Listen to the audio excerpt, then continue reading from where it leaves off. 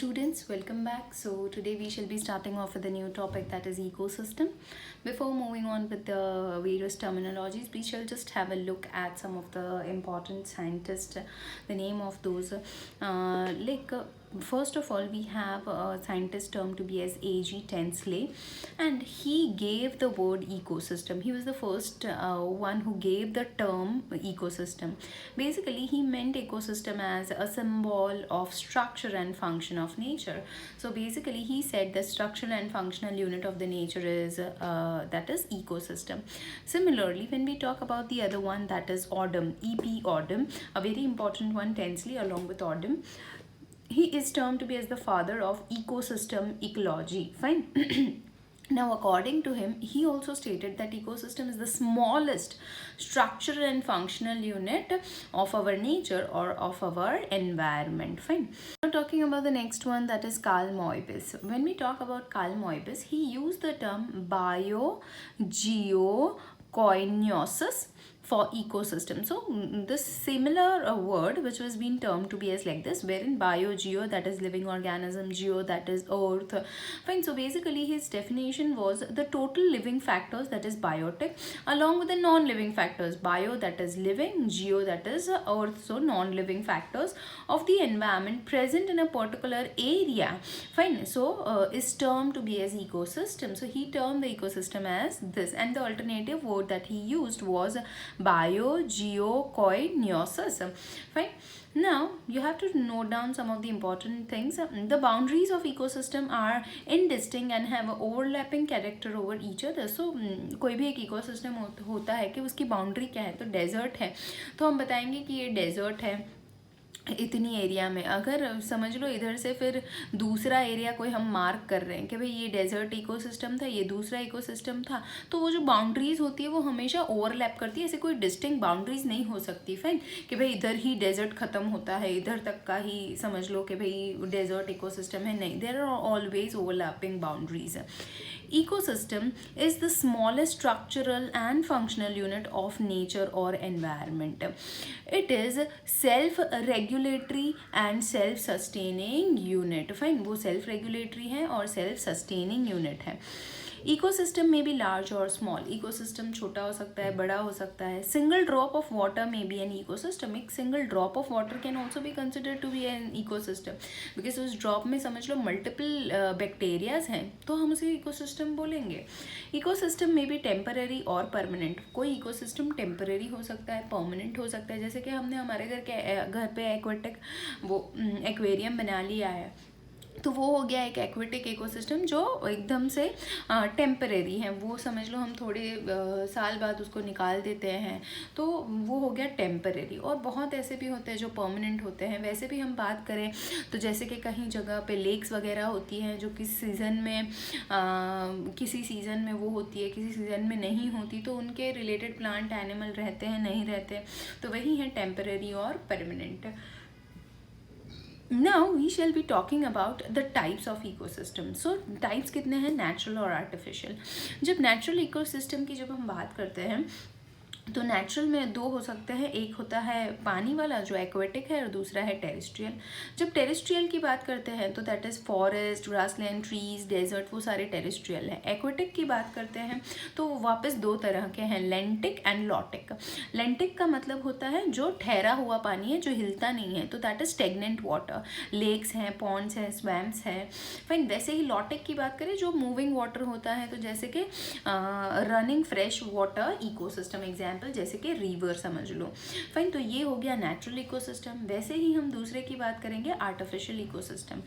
जब हम artificial ecosystem की बात करते हैं, as you can see the man made ecosystem, जैसे कि क्रॉप लैंड है, एग्रीकल्चरल लैंड जो बोलते हैं, जो गार्डन्स हैं, वो सारे नेचुरल नहीं होते, हम बनाते हैं। Fine, on the basis of the size type of the artificial ecosystem में be mega ecosystem. Fine, sorry, we are not talking about artificial ecosystem, we are talking the different types of ecosystem on the basis of its size. ये थे types of ecosystem, जो खुद से बने हैं वो natural, जो हमने बनाए हैं वो आर्टिफिशियल।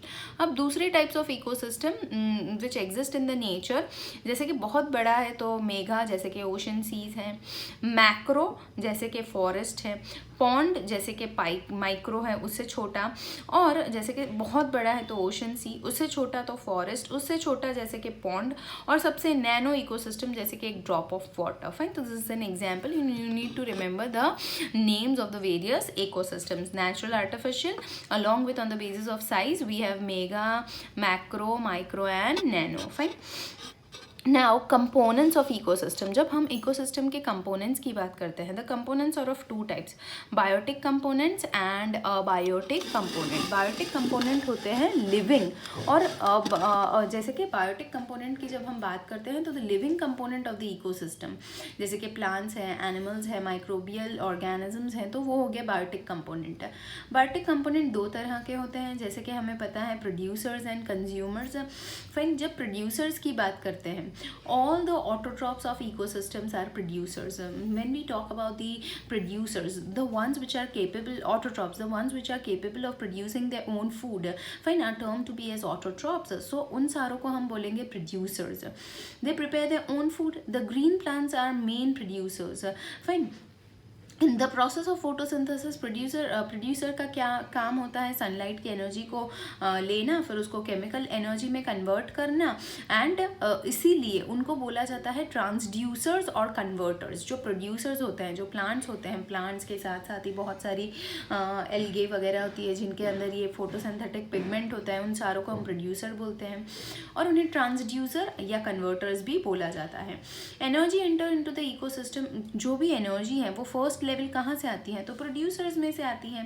फाइन, प्रोड्यूसर्स में से एनर्जी पास होते होते फिर आगे के ऑर्गेनिजम्स में जाती हैं। फाइन, जैसे कि हम देख ले तो भाई हम ये पिरामिड जैसा कुछ बनाते हैं, आपने ऑलरेडी पढ़ा है इन सारी चीज़ों को। जैसे कि हम बात करते हैं तो इधर होते हैं प्रोड्यूसर्स, फिर होते हैं कंज्यूमर्स, ये होते हैं first level consumer, second level consumer, third level consumer. तो जैसे हम बात करते हैं कि प्रोड्यूसर्स जो होते हैं वो क्या करते हैं, सन की एनर्जी को यूटिलाइज करते हैं और फूड को आगे पास करते हैं। फाइन, तो अल्टीमेटली फूड बनाने वाला कौन है, सोलर एनर्जी को कैप्चर करने वाला कौन है, the very first one, the first form of organisms to capture the light and form food, तो that is producers. Fine, aquatic ecosystem की बात करें तो फ्लोटिंग प्लांट्स जो होते हैं called phytoplanktons are the major autotrophs. जो फाइटोप्लैंक्टन्स होते हैं वो मेजर ऑटोट्रॉप्स कहलाते हैं। अब जब हम बात करेंगे कंज्यूमर्स की, सबसे पहले हमने किसकी बात की, प्रोड्यूसर की, जो खाना बनाता है। अब खाने बनाता है तो वो है प्रोड्यूसर, पर खाता कौन है, बहुत सारे जैसे कि ऑर्गेनिजम्स है, तो उन्हें हम ग्रुप की करते हैं कंज्यूमर्स में। ऑल दी हेट्रोट्रॉप्स, जितने भी heterotrophs of an ecosystem are termed to be as consumers. They directly or indirectly depend on the producers for food. Fine, वो directly और indirectly किस पे depend करते हैं, food पे depend करते हैं। They directly, जैसे कि हर्बीवर्स जो होते हैं, और इनडायरेक्टली जो कार्निवर्स होते हैं वो प्रोड्यूसर्स पे डिपेंडेंट होते हैं। जैसे कि ये चीज़ मैं आपको कैसे बताऊँ, फॉर एग्जाम्पल समझ लो,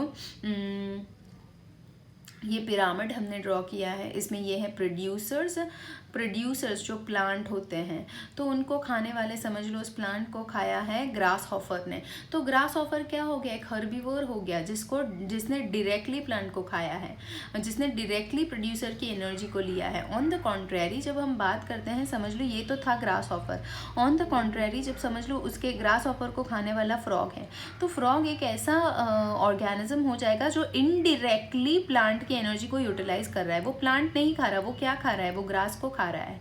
फाइन, तो वो ग्रास को खाएगा, ग्रास हॉपर को खाएगा, और ग्रास हॉपर फिर फ्रॉग क्या खाएगा, ग्रास हॉपर को खाएगा।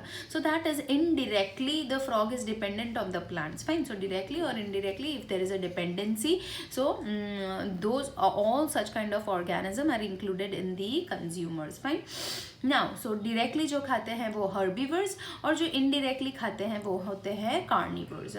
अब बात करेंगे कंज्यूमर्स की, द टाइप्स ऑफ कंज्यूमर्स। तो कंज्यूमर्स दो तरह के होते हैं, मैक्रो कंज्यूमर्स और माइक्रो कंज्यूमर्स। जब मैक्रो कंज्यूमर्स की बात करते हैं तो let's talk about the types of consumer. तो दो तरह के कंज्यूमर होते हैं, जैसे कि मैक्रो कंज्यूमर और micro consumer. Fine. Macro consumer की जब हम बात करते हैं तो फैगोट्रॉप्स और होलोजोइक ऑर्गेनिजम्स जिनको बोलते हैं। माइक्रो कंज्यूमर्स की जब बात करते हैं तो जिनको डीकम्पोजर्स और सेप्रोफाइट्स या ऑस्मोट्रॉप्स भी बोला जाता है। सो बेसिकली मैक्रो कंज्यूमर्स की जब हम बात करते हैं तो उनको जो बड़े होते हैं, बराबर साइज़ में भी बड़े होते हैं, जो होलोजोइक होते हैं, जो अपना फूड पूरा कंज्यूम करते हैं, तो उसे बोलेंगे macro consumers. They digest their food inside the body, that is first ingestion and then digestion. पूरा का पूरा खाना ले लेते हैं, दैट इज़ इंजेशन, और फिर उसको डाइजेस्ट करते हैं, तो उसको हम बोलेंगे मैक्रो कंज्यूमर, या फिर फैगोट्रॉप्स भी बोल सकते हैं या होलोजोइक ऑर्गेनिजम्स भी बोल सकते हैं। मैक्रो कंज्यूमर्स वापस 3 तरह के होते हैं, primary, secondary and top consumers. जैसे कि हमने बात की तो कंज्यूमर्स की जब हम बात करते हैं तो जैसे समझ लो ये जो ग्रास ऑफर था वो हो गया प्राइमरी कंज्यूमर, उसको खाने वाला जो फ्रॉग था वो हो गया सेकेंडरी कंज्यूमर, और फ्रॉग को खाने वाला समझ लो स्नेक है तो स्नेक हो गया टॉप कंज्यूमर। तो वही चीज़ है, कंज्यूमर 3 तरह के होते हैं। जो डायरेक्टली प्लांट पे डिपेंडेंट होते हैं वो प्राइमरी, फिर जो प्राइमरी पे डिपेंडेंट होते हैं वो होते हैं सेकेंडरी कंज्यूमर्स, और जो सेकेंडरी कंज्यूमर्स पे डिपेंडेंट होते हैं उसे बोलेंगे टॉप कंज्यूमर्स। फाइन। तो प्राइमरी कंज्यूमर्स जैसे कि जो डायरेक्टली अपने प्रोड्यूसर से फूड ले रहा है, जैसे कि herbivores of ecosystem, cow, grazing cattle, rabbit etcetera, this are known as the secondary producers. इसको सेकेंडरी प्रोड्यूसर्स भी बोला जाता है। Fine. Now moving ahead to the next one, that is secondary consumers or primary carnivores. Fine. So animals which feed upon primary consumers and obtain the food, those carnivores which kill and eat the herbivores. So basically जैसे कि मैंने इधर frog बताया तो वो जो है वो इंक्लूड होंगे किस में, तो सेकेंडरी कंज्यूमर्स में। जो प्राइमरी कार्निवर्स जो क्या है, किनको प्राइमरी कंज्यूमर पे डिपेंडेंट होते हैं उसे बोलेंगे सेकेंडरी कंज्यूमर्स। वैसे ही टॉप कंज्यूमर्स की बात करें, जो लास्ट होते हैं, those animals which kill other animals and eat them but they are not killed, जो जिनको वो खुद किल नहीं हो पाते, fine, and eaten by the other animals in nature are term to be as the top consumers. Fine. तो उन्हें बोलेंगे टॉप कंज्यूमर, जैसे कि लायन है, मैन है, हॉक है, पिकॉक है, एट्सेट्रा वगैरह वगैरह। फाइन। तो आपको ये याद रखना ज़रूरी है, दैट इज़ मैक्रो कंज्यूमर्स किन किन तरह के होते हैं, प्राइमरी, सेकेंडरी और टॉप कंज्यूमर्स, या फिर उनको प्राइमरी कंज्यूमर, सेकेंडरी कंज्यूमर और टर्शरी कंज्यूमर्स भी बोला जाता है। सिमिलरली जब आप माइक्रो कंज्यूमर्स की बात करते हैं तो उन्हें डीकम्पोजर, सेप्रोफाइट्स, ऑस्मोट्रॉप्स बोला जाता है। Those living organisms which decomposes the dead body of the producers and the consumers. ये प्लांट्स हैं, ग्रास ऑफर, फ्रॉग, स्नेक, जितने भी हैं वो सारे मर जाएंगे, तो उसको डीकम्पोज कौन करेगा, उसमें से सारा मिनरल्स कौन निकालेगा। So the ones who are going to relieve the minerals from the dead decaying organisms are none other than the decomposers along with the saprophytes, also termed to be as osmotrophs. When those living organisms which decomposes the dead body of the producers and consumers are termed to be as decomposers or reducers or transformers or osmotrophs. आपको सारे नाम याद रखने हैं. Fine. The main decomposers in the ecosystem are bacteria and fungi. Now decomposers play a significant role in the mineral cycle. तो वो कैसे, जो भी ऑर्गेनिज्म समझ लो मर जाता है, सॉइल में चला जाता है, तो उसका क्या होगा, obviously those organisms are going to be get, वो ऐसे के वैसे अंदर सड़ा नहीं रहता, उसमें जो मिनरल्स होते हैं वो निकलते जाते हैं। फाइन। धीरे धीरे कौन करता है, बैक्टीरिया और फंजाई।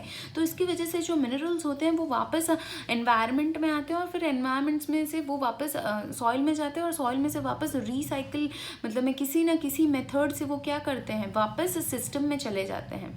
समझ लो जैसे कि मिनरल्स, कुछ डेड बॉडी है किसी की, वो डेड बॉडी डीके हो रही है, धीरे धीरे मिनरल्स रिलीज हो रहे हैं with the help of bacteria, वो मिनरल्स सॉइल में जाएंगे, सॉइल में से प्लांट्स में जाएंगे, प्लांट्स में से वापस हमारी बॉडी में आएंगे। तो वही चीज़ है, that is decomposers plays a very significant role in the mineral recycling. Fine. In bacteria and fungi, process of decomposition completely takes place outside the body. उनकी body में नहीं होता, वो completely बाहर होता है decomposition. They release enzymes from their body on dead remains of decomposes into simple organic substances from the complex organic substances and then absorb it. So these are termed to be as osmotrophs, that is absorptive organisms which are absorptive. वो क्या करते हैं, जो dead decaying organism होता है उनके ऊपर ऐसे enzymes एंजाइम्स वगैरह रिलीज करते हैं जिनकी वजह से उनका डिकम्पोजिशन होता है।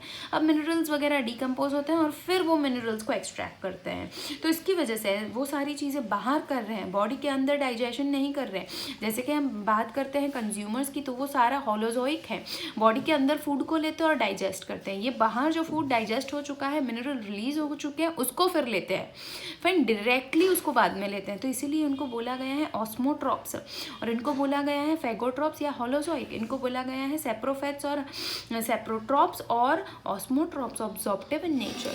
Fine, so this is all related to some basic information related to the ecosystem, fine, and the flow of energy. Fine, we shall be studying about it more in the next class. Thank you.